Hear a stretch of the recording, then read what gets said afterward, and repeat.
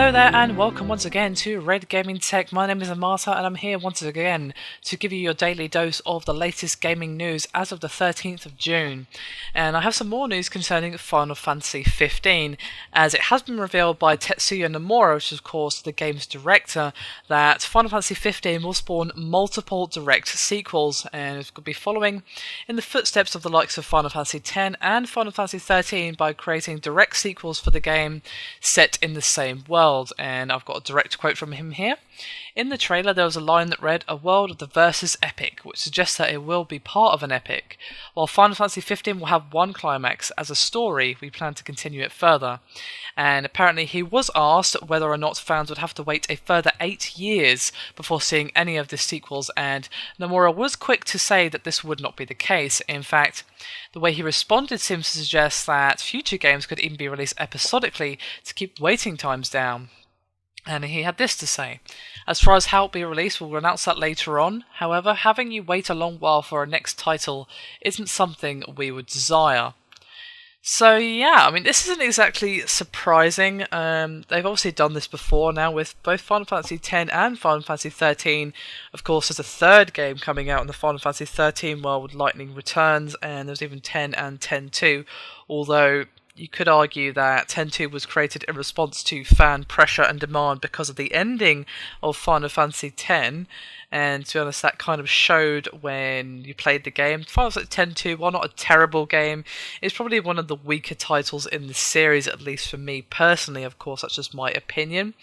But I don't consider this particularly surprising. I only hope that they actually finish the story of Final Fantasy 15 in a satisfying manner, because I actually made a rant video back in the day of Final Fantasy 13 2's ending and how it was basically completely unsatisfying and was a total cliffhanger, and even ended with the words "to be continued."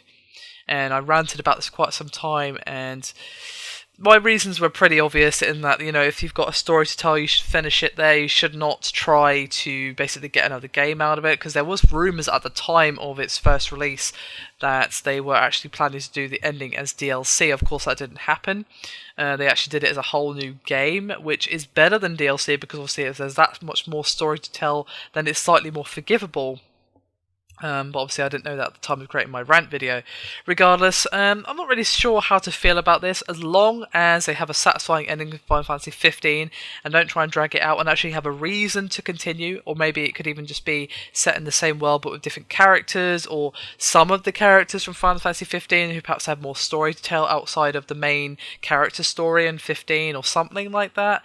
That's cool. Of course, if Final Fantasy 15 turns out to be good, which, to be honest with you, the gameplay trailers and so forth have filled me with excitement. It looks really, really good, and the more fluid combat seems to be exactly what I was wanting from Final Fantasy, because it seems to have more strategy than Final Fantasy 13 and 13-2, but has the fluidity of gameplay that I've been wanting for Final Fantasy for quite some time. Obviously, I won't know how strategical and tactical the gameplay actually is until I get my hands on it, which, well, they don't even have a release date yet, so Lord knows when that will be. But still, be curious to see the fan reaction to this particular piece of news.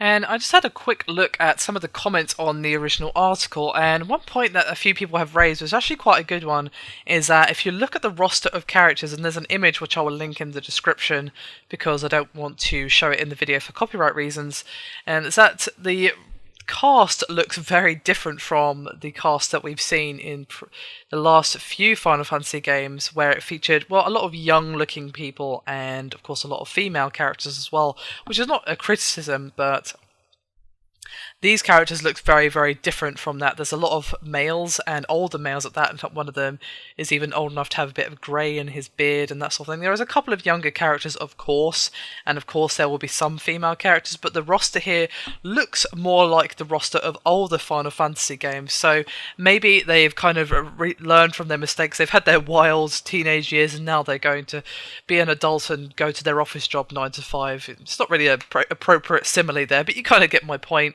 I personally don't think Final Fantasy 13 and 13-2 especially were as bad as everyone made out, but they certainly were weird in comparison to the previous Final Fantasy games, so hopefully Final Fantasy 15 will be a return to form. It certainly looks good from the gameplay. I'm really excited for it. That and Kingdom Hearts 3 have got me so pumped for the next generation, it's actually unreal.